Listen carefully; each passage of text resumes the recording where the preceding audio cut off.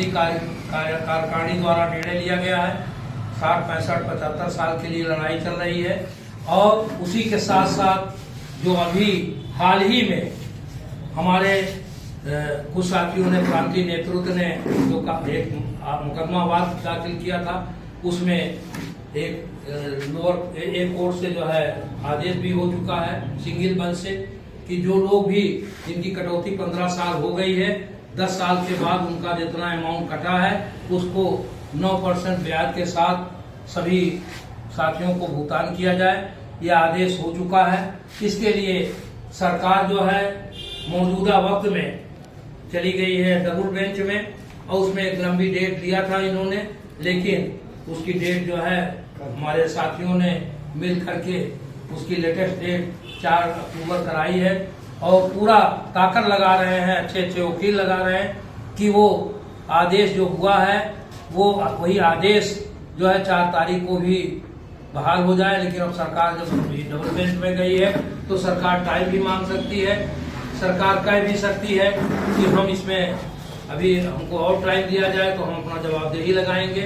तो ये सब चीजें हैं। जैसे अभी एक साथी ने अभी यही हमारे पूर्ववक्ता साथी ने बताया कि सरकार शायद ये प्ली ले रही है, तो जो दाखिल करना जवाबदेही, उसमें ये प्ली ले रही है कि कुछ लोग मर जाते हैं तो उनकी ऑकेजनली जिसकी मृत्यु हो जाती है तो उसको तो जो है आदमी को हर चीज LIC भी देना पड़ता है, सब कुछ हमारी कटौती हो रही है, कटौती का पैसा है।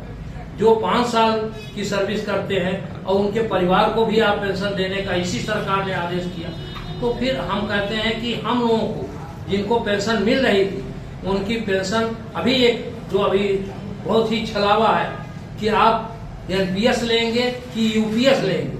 अब लोग समझ नहीं पाते वो OPS क्या है, UPS क्या है, NPS क्या है। सरकार इसी माया जाल में फंसा करके सोचती है हमको कुछ न देना पड़े। जैसे पहले था कैशलेस स्कीम लागू किया था मनमोहन सिंह जी ने, सरकार उनकी चली गई, वो पूर्णतया लागू नहीं हो पाया। ये है उन्होंने कैशलेस लागू कर दिया। जब इनकी सरकार आई तो उन्होंने कहा इसमें तमाम कमियां हैं, इसको हम और अच्छा बनाएंगे। पंडित दीनदयाल उपाध्याय के नाम से इन्होंने समिति गठित करके कहा कि पंडित दीनदयाल उपाध्याय कैशलेस स्कीम जारी करेंगे। ये स्कीम इनकी जो है ठीक नहीं है। वो स्कीम बनते बनते आज भी उसके सारे कागजात नहीं तैयार है, कैसे भुगतान होगा, कहाँ होगा, क्या होगा। अभी साल तो भाई क्या पोजीशन है नहीं बता सकता हूँ, लेकिन 23 में 18 मार्च में जो है हमारी मीटिंग हुई थी लखनऊ में, साची की मीटिंग हुई थी चेतना भवन में।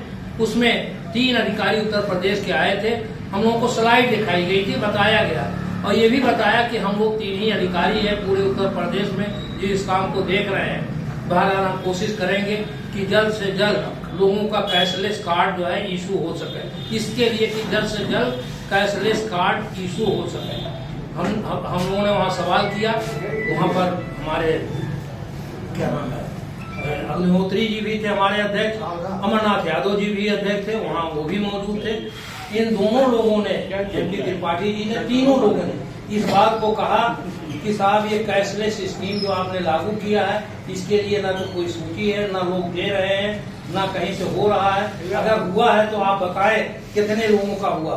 तो उन्होंने बताया राजकीय चिकित्सालय से यानी 18 मार्च 23 तक कुल 316 लोगों को कैशलेस की सुविधा पूरे उत्तर प्रदेश में मिली और प्राइवेट अस्पतालों से 3600 कुछ 91-92 ऐसे ही कुछ जो है अमाउंट लोगों को चिकित्सा सुविधा कैशलेस की मिली।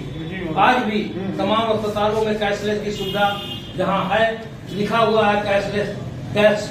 अभी मैं गया था, एक हमारे भाई जो अभी दिवंगत हुए उसी में वेदांता में गए थे, वहाँ देखे, हमने कहा भाई यहाँ कैशलेस की कोई व्यवस्था, वो भी कर्मचारी थे, तो कहें कहाँ कैशलेस डेस्क है। तो उस डेस्क पर जब गए वहाँ पूछने लगे तो उसने कहा कि क्या मामला बताया, तो हमने कहा नहीं यहाँ 3 मर्द का खाली है।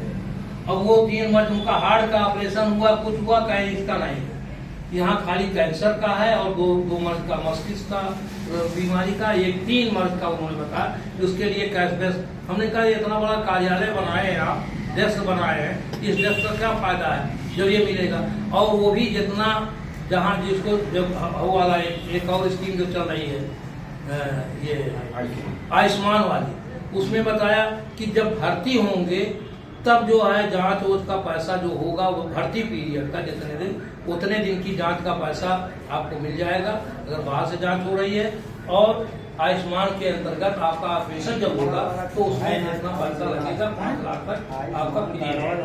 ये उन्होंने बताया। हमने पूछा था जानबूझ करके कि देखा इसमें क्या फायदा है, तो उन्होंने ये बताया। तो इस तरह से जो स्कीमें चल रही हैं वो एक ऐसी स्कीमें हैं कि उसमें बहुत कम लोग लाभान्वित, 12 कुछ तो लोग लाभान्वित हो जा रहे हैं जिनके पास पैसा नहीं है।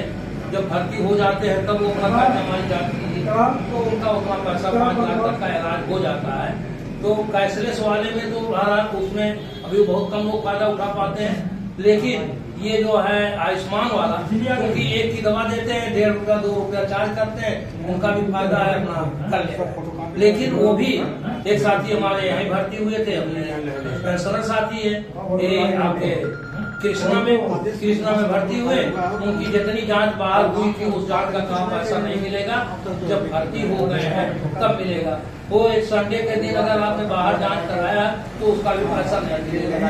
तो इस तरह से जो है तमाम स्कीमें जो बनी है वो एक वो है। अभी एक स्कीम जो ये है कि हर विभाग में हमको जो है 1 तारीख को जितने डिपार्टमेंट है हर विभाग को शासन से निर्देश है कि इनको 1 तारीख को इनके सारे देयकों का भुगतान कर दिया जाए, सम्मान इनकी विदाई समारोह किया जाए और इनकी विदाई कर दी जाए। उसका पैसा कहीं नहीं है। सरकार कहाँ से ये आदेश तो कर देती है, लेकिन उसका पैसा कौन विदाई का खर्चा करेगा, कौन क्या करेगा वो तो छोड़िए। विदाई का खर्चा तो जिस विभाग में आदमी लोकप्रिय रहता है या जो कर्मचारी रिटायर होता वहाँ के साथ ही विदाई कर देते हैं। लेकिन पैसे के नाम पर झुंझुना, एक भी पैसा नहीं दे पाते, उनका एक भी क्लेम नहीं हो पाता है। यानी यहाँ तक कि ग्रेजुटी जो उनके यहाँ से वो लीव इनकैशमेंट का पैसा है उसका भी भुगतान नहीं कर पाते। तमाम विभागों में हम लोग गए हैं, गौरीशंकर भाई थे, हम थे, चिट्ठी भी दिए, बताए भी, आज भी चिट्ठियां रखी हुई डिपार्टमेंट में अभी देना रह गया था वो चिट्ठियां कि इसमें शासन आदेश है कि उनका 1 तारीख को भुगतान कर दिया जाए, लेकिन भुगतान के नाम पर कहीं नहीं होगा। 1 तारीख को कौन का है, 15 तारीख को 2-2, 3-3 महीना लग जा रहे हैं और जो है बनाते हैं तो उसमें इतना आपत्तियां की गुंजाइश कर देते हैं कि वो दौड़ करके वापस आवे। कभी ऑनलाइन में गलती तो कभी जो है वो उसमें गलती, तो उसको सही करेंगे तो ऑनलाइन चली जाएगी। तो इस तरह से दिक्कतें हो गई। बहरहाल पेंशनर्स की बहुत समस्याएं हैं, उसके निदान के लिए हम वचनबद्ध हैं, क्योंकि हमारा संगठन भी ध्यान से लेकर के यहाँ तक यही कोशिश कर रहा है। अभी जो एक आदेश हुआ है इसमें हमारे प्रांतीय नेतृत्व का बहुत ज्यादा हाथ था। ये भी कि जो है किसी तरह से जो लोग भी न्यायालय से आए हैं उनका शासन जो है सबका आदेश कर दे। तो अब एक नोशनल इंक्रीमेंट वाला एक कुछ लोग कोर्ट से आए थे, उनका दिया था, उसी पर बहस हुई। बहस होने के बाद शासन में ये मामला गया, शासन ने उस पर एक आदेश कर दिया। अब जितने लोग मुकदमे से आए, जो लोग नहीं मुकदमे गए थे उनको भी नोशनल इंक्रीमेंट का फायदा दे दिया गया है। लेकिन नोशनल इंक्रीमेंट के लिए हम साथियों को जागरूक करना पड़ेगा। बहुत सी हमारी पारिवारिक पेंशनर हैं जो बेचारी नहीं जानती हैं कि नोशनल इंक्रीमेंट का क्या फायदा है, कैसे मिलेगा, किसको मिलेगा। जैसे 31 तारीख को कोई रिटायर कर दिया गया, उसकी जन्म तिथि इंक्रीमेंट डेट 1 जनवरी है, उसको मिलेगा। अगर कोई साथी 30 जून को रिटायर कर दिया गया है, उसका इंक्रीमेंट 1 जुलाई है, तो उसको 1 तारीख उसकी डेट ऑफ बर्थ है तो उसको इंक्रीमेंट मिल जाएगा। लेकिन अगर उसका पहले का है तो उसका नहीं, लेकिन पहली अगर है तो उसको उसका लाभ मिल जाएगा। तो ये चीजें हैं, तमाम लोगों की दरखास्तें आ रही हैं, हो रहा है। लेकिन इसके लिए भी हम सोचे हैं, मंत्री जी हम सामूहिक स्तर से एक चिट्ठी भेजेंगे शासन को कि बाबुओं की कमी है। अब जाहिर सी बात है निदेशक को करना है, इतनी फाइलें आ गई हैं। शिक्षा विभाग को अभी नहीं दिया है, शिक्षा विभाग की इतनी फाइलें आ चुकी हैं उनके शिक्षा विभाग में। तो इस तरह से हम गए, हमको खुदे दिखाने में भैया इतनी बंडल आ गई है, अभी उसका शासनादेश आया नहीं, हमको सब लोग परेशान करते हैं। तो अब शिक्षा विभाग के लिए प्रांत से अपना हमने बात किया कि भाई इसको इनका भी आदेश कराइए, सबसे ज्यादा वो इसमें लाभान्वित हो रहे हैं तो उनको ही ये लाभ मिले। तो जो लोग हैं, जो साथी हमारे नहीं जानते हैं, उनको बता दें कि भैया अगर है, हम तो तमाम लोगों से हम भी बताएं, आप लोग भी बताइए, और पारिवारिक पेंशनर है तो उनको जरूर बता दीजिए, तो किताब ले आओ, आप देख लें नई किताब है तो उसका पता लगा करके। जैसे हमारे भाई सत्यनारायण चौधरी जी, हमारे संयुक्त मंत्री जी, ये गोता जी मर गए या कोई हुआ तो उसके लिए दौड़ धूप करके उनका सब रिम्बर्समेंट आपने कराया। तो कुछ साथी ऐसे हैं जो जागरूक होकर के अपने साथियों का काम कराते हैं, तो इससे संगठन का भी मान बढ़ता है, हमारी इमेज भी बनती है और संगठन से लोगों का प्रेम भी बढ़ता है। मरने के बाद पेमेंट, अभी हमारे दिवंगत हुए थे उनका पेमेंट हुआ, शिक्षा विभाग DIO रहे, क्या नाम है, मोहनलाल जी, बहुत ही सक्रिय साथी थे। आंदोलन जिस दिन चल रहा था पेंशन बचाओ रैली, उसी में गए थे, वो गिरे, गिरने के बाद बेचारे नहीं उठ पाए और एक्सपायर भी कर गए। उनका 10,000 का पेमेंट गया, उनकी पत्नी ने हमको बताया कि भैया उनका पेमेंट आ गया। हमने कहा बड़ी खुशी की बात है, लिखा बड़ी हमारी कामयाब हुई, मरने के बाद ही सही मिला तो उनके परिवार को, तो इसका फायदा लोगों को मिले, इसके लिए साथियों हम लोगों को जागरूक रहना है। और हमारा यही आप लोगों से निवेदन है कि सभी साथी सक्रिय होकर के और एक चिट्ठी हमारा करके सभी साथियों को दे देंगे, हमारा वहाँ बैनर लग जाएगा, हम अपने साथियों की हेल्प उसको बल्कि कर देंगे, हेल्प डेस्क वहाँ लोगों की हेल्प करने के लिए लोग रहेंगे, वो ये चीज़ हो।